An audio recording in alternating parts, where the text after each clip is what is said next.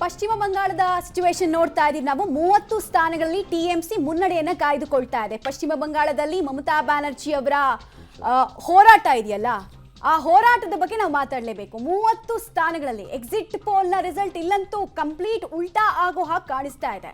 ಕಾರಣ ಟಿಎಂಸಿಗೆ ಕೊಟ್ಟಂತಹ ನಂಬರ್ ಹಾಗೂ ಬಿಜೆಪಿಗೆ ಕೊಟ್ಟಂತಹ ನಂಬರ್ ಸ್ವಾಪ್ ಆದ ಹಾಗೆ ಕಾಣಿಸ್ತಾ ಇದೆ ಮೇಲ್ನೋಟಕ್ಕೆ. 30 ಸ್ಥಾನಗಳಲ್ಲಿ ಟಿಎಂಸಿ ಲೀಡ್ ಅನ್ನು ಪಡ್ಕೊಳ್ತಾ ಇದ್ರೆ ಬಿಜೆಪಿ 11 ಕ್ಷೇತ್ರಗಳಲ್ಲಿ ಮಾತ್ರ ಮುನ್ನಡೆಯನ್ನ ಇಲ್ಲಿ ತನಕ ಕಾಯ್ದುಕೊಳ್ಳೋಕೆ ಯಶಸ್ವಿ ಆಗ್ತಾ ಇದೆ. ಅದು ಹಾಗೆ ಇರುತ್ತಾ ಅನ್ನೋದು ಕುತೂಹಲ. ಇನ್ನೊಂದು ಕಡೆಗೆ ಕಾಂಗ್ರೆಸ್ ಕೂಡ ಅಷ್ಟೇನೆ. ಕಾಂಗ್ರೆಸ್ನ ಪರ್ಫಾರ್ಮೆನ್ಸ್ ಪಶ್ಚಿಮ ಬಂಗಾಳದಲ್ಲಿ ಲಾಸ್ಟ್ ಟೈಮ್ ಗಿಂತ ಬೆಟರ್ ಆಗಿದೆಯಾ ಅಂತ ಕೇಳಿದ್ರೆ ಇಲ್ಲ ಅನ್ನುವಂತಹ ಉತ್ತರ ಸಿಗುತ್ತೆ. ಕಾರಣ ಒಂದೇ ಒಂದು ಕ್ಷೇತ್ರದಲ್ಲಿ ಮಾತ್ರ ಮುನ್ನಡೆಯನ್ನ ಕಾಂಗ್ರೆಸ್ ಇಲ್ಲಿ ಕಾಯ್ದುಕೊಳ್ತಾ ಇದೆ. ಪಶ್ಚಿಮ ಬಂಗಾಳದಲ್ಲಿ ಮಮತಾ ಬ್ಯಾನರ್ಜಿ, ಈ ಕಡೆ ಯುಪಿಯಲ್ಲಿ ಎಸ್ಪಿ ಅಖಿಲೇಶ್ ಯಾದವ್ ಅವರ ಎಸ್ಪಿ, ಈ ಎರಡೂ ಪಾರ್ಟಿಗಳು ಬಿಜೆಪಿಯ ಗೆಲುವಿನ ಓಟಕ್ಕೆ ಸ್ಪೀಡ್ ಬ್ರೇಕರ್ ಹಾಕಿದ್ವಾ ಅನ್ನೋ ಪ್ರಶ್ನೆ.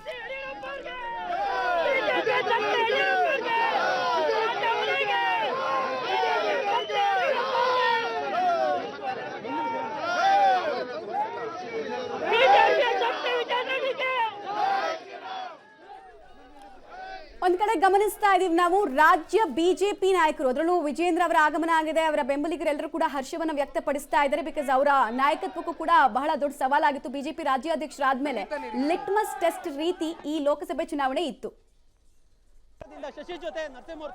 ಸೊ ಶಿವಮೊಗ್ಗದಲ್ಲಿ ಒಂದ್ ಕಡೆಗೆ ಶಿವಮೊಗ್ಗದಲ್ಲೂ ಅವರ ಸಹೋದರ ಗೆದ್ದಿದ್ದಾರೆ, 4ನೇ ಸಲ ಗೆದ್ದಿದ್ದಾರೆ. ಇನ್ನೊಂದ್ ಕಡೆಗೆ ಪಕ್ಷದ ಸಾಧನೆ ಬಗ್ಗೆ ಕೂಡ ಅನೇಕರಿಗೆ ಅಸಮಾಧಾನ ಇದ್ರು.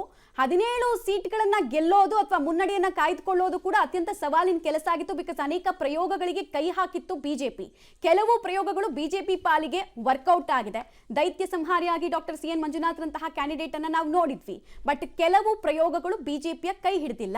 ಲಾಸ್ಟ್ ಟೈಮ್ಗಿಂತ 8 ಸ್ಥಾನಗಳು ಮೈನಸ್ ಆಗಿದೆ. ಬಿಜೆಪಿಯ ಕಿಟ್ಟಿಯಿಂದ ನೇರವಾಗಿ ಆ 8 ಸ್ಥಾನಗಳು ಮೈನಸ್ ಆಗಿರೋದ್ರಿಂದ ಅದರ ನೇರ ಲಾಭ ಆಗಿರೋದು ಕಾಂಗ್ರೆಸ್ಗೆ. ನಾಯಕತ್ವದ ಸವಾಲು ಕೂಡ ವಿಜೇಂದ್ರಗಿತ್ತು. ಆಮೇಲೆ ಹಲವು ಸಮಸ್ಯೆಗಳನ್ನ ರಾಜ್ಯ ಬಿಜೆಪಿ ಎದುರಿಸ್ತಾ ಇತ್ತು. ಆ ಸವಾಲುಗಳನ್ನೆಲ್ಲ ಮೆಟ್ಟಿ ನಿಂತು 17+ ನಂಬರ್ಗೆ ಬಂದು ನಿಲ್ಲುತ್ತಾ ಅನ್ನೋ ಕಾನ್ಫಿಡೆನ್ಸ್ ಕೂಡ ಸ್ವತಃ ಕೆಲವು ಬಿಜೆಪಿ ನಾಯಕರಿಗೆ ಇರಲಿಲ್ಲ. ಫೈನಲಿ ಈಗ 17 ಕಡೆ ಬಿಜೆಪಿಯ ಅಥವಾ ಕಮಲದ ನಾಯಕರು ಗೆಲುವಿನ ನಗೆಯನ್ನ ಬೀರ್ತಾ ಇದ್ದಾರೆ. ಕೆಲವು ಕಡೆ ರಿಸಲ್ಟ್ ಡಿಕ್ಲೇರ್ ಆಗಿದೆ. ಲೋಕಸಭಾ ಕ್ಷೇತ್ರ ಬಹಳಷ್ಟು ಜಿದ್ದಾಜಿದ್ದಿನಿಂದ ಕೂಡಿತ್ತು. ಅದರಲ್ಲೂ ಸಹ ಕಾಂಗ್ರೆಸ್ ಬೇರೆ ಅಭ್ಯರ್ಥಿಯನ್ನ ಹಾಕುವ ಮೂಲಕ ಬಹಳಷ್ಟು ಎಫರ್ಟ್ ಅನ್ನ ಹಾಕಿದ್ರು. ಆದರೂ ಸಹ ಬಸವರಾಜ ಬೊಮ್ಮಾಯಿ 40ಕ್ಕೂ ಅಧಿಕ ಸಾವಿರ ಅಂತರಗಳಿಂದ ಗೆಲುವು ಸಾಧಿಸಿದಂಥದ್ದು. ಸರ್, ಈ ಗೆಲುವಿನ ಬಗ್ಗೆ ಏನು ಹೇಳ್ತೀರಿ ಸರ್? ಇದು ಹಾವೇರಿ ಗದಗ ಲೋಕಸಭಾ ಕ್ಷೇತ್ರದ ಮಹಾಜನತೆಯ ಅತ್ಯಂತ ಪ್ರೌಢಮೆಯ ಬುದ್ಧಿವಂತಿಕೆಯ ಒಂದು ನಿರ್ಣಯ.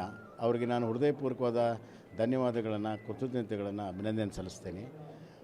ಮುಂದಿನ ದಿನಗಳಲ್ಲಿ ಅವರೇನು ನಿರೀಕ್ಷೆ ಇಟ್ಟಿದ್ದಾರೆ ಹಾವೇರಿ ಗದಗ ಲೋಕಸಭಾ ಕ್ಷೇತ್ರದ ಸಮಗ್ರ ಅಭಿವೃದ್ಧಿ ಬಗ್ಗೆ ಮತ್ತು ಇದನ್ನು ಅಲ್ಲಿಯ ಯುವಕರು ಮತ್ತು ಹೆಣ್ಮಕ್ಕಳು ಭಾಳ ವಿಶೇಷವಾಗಿ ನೀರಾವರಿ, ಕೈಗಾರಿಕೆ ಎಲ್ಲ ವಿಚಾರಗಳೇನು ಅವ್ರು ನಿರೀಕ್ಷೆ ಇಟ್ಟಿದ್ದಾರೆ ಅದಕ್ಕೆ ಪ್ರಾಮಾಣಿಕವಾದ ಕೆಲಸ ಮಾಡುವಂಥ ಸಂಕಲ್ಪ ಇವತ್ತು ವಿಜಯ ದಿವಸ ನಾನು ತೊಟ್ಟಿದ್ದೇನೆ.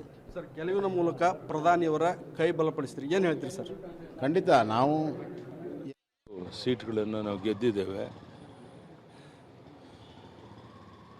ಚಂದ್ರಬಾಬು ನಾಯ್ಡು ಉಳಿದವರು ಎಲ್ಲರೂ ಸಹ ಬೆಂಬಲವನ್ನು ನಾವು ಕೊಡ್ತೀವಿ ಅಂತ ಹೇಳಿದ್ದಾರೆ. ಹೀಗಾಗಿ ಒಳ್ಳೆಯ ಒಂದು ಸರ್ಕಾರವನ್ನು ಮೋದಿಯವರು ಕೊಡೋದಕ್ಕೆ ಒಳ್ಳೆಯ ಅವಕಾಶ ಆಗಿದೆ. ನಮ್ಮ ಬೆಂಬಲ ಕೊಡ್ತಿರುವಂಥ ಇತರ ಎಲ್ಲ ಪಕ್ಷಗಳಿಗೂ ನಾನು ಸ್ವಾಗತ ಮಾಡುತ್ತೇನೆ. ಮತ್ತು ನಮ್ಮ ನಿರೀಕ್ಷೆಯಂತೆ ಒಳ್ಳೆಯ ಗೆಲುವಾಗಿದೆ. ಅದಕ್ಕಾಗಿ ದೇಶದ ಜನರಿಗೆ, ವಿಶೇಷವಾಗಿ ನಮ್ಮ ರಾಜ್ಯದ ಜನರಿಗೆ ಇಷ್ಟು ದೊಡ್ಡ ಸಂಖ್ಯೆಯಲ್ಲಿ ನಮ್ಮ ಬೆಂಬಲವನ್ನು ಕೊಟ್ಟು ಗೆಲ್ಲಿಸೋದ್ರಿಂದ ಅವರೆಲ್ಲರಿಗೂ ನಾನು ಅಭಿನಂದನೆಯನ್ನು ಸಲ್ಲಿಸ್ತೇನೆ, ಶುಭಾಶಯಗಳನ್ನು ಕೋರ್ತೇನೆ. ರಾಜ್ಯದಲ್ಲಿ ನಿರೀಕ್ಷಿತ ಗೆಲುವಾಗಿದೆ ಸರ್. ನಾವು ಅಂದ್ಕೊಂಡಷ್ಟು ಬಿಜೆಪಿ ಒಂದು ಎರಡು ಆ ಕಡೆ ಈ ಕಡೆ ವ್ಯತ್ಯಾಸ ಇರುತ್ತೆ. ಆದರೆ ನಮ್ಮ ನಿರೀಕ್ಷೆಯಂತೆ ಒಳ್ಳೆ ಗೆಲುವಾಗಿದೆ. ನಾನು ಸ್ವಾಗತ ಮಾಡ್ತೇನೆ. ಓವರಾಲ್ ಕಳೆದ ಬಾರಿ ಬಿಜೆಪಿ 303 ಸ್ವತಂತ್ರವಾಗಿ ಗೆದ್ದಿತ್ತು. ನ್ಯಾಷನಲ್ ವೈಸ್ ಬಿಜೆಪಿ ಸ್ವತಂತ್ರವಾಗಿ 303 ಗೆದ್ದಿತ್ತು. ಈ ಬಾರಿ ಸ್ವಲ್ಪ ಆ ಸಂಖ್ಯೆಯಲ್ಲಿ ಇನ್ನು ವೆಯ್ಟ್ ಮಾಡೋಣ. ಇನ್ನು ಫೈನಲ್ ಆಗಿ ರಿಸಲ್ಟ್ ಬಂದಿಲ್ಲ. ಈ ಸಾರಿನೂ ನಾವು 300 ದಾಟ್ತಾ ಇದ್ದೇವೆ. ಧನ್ಯವಾದ.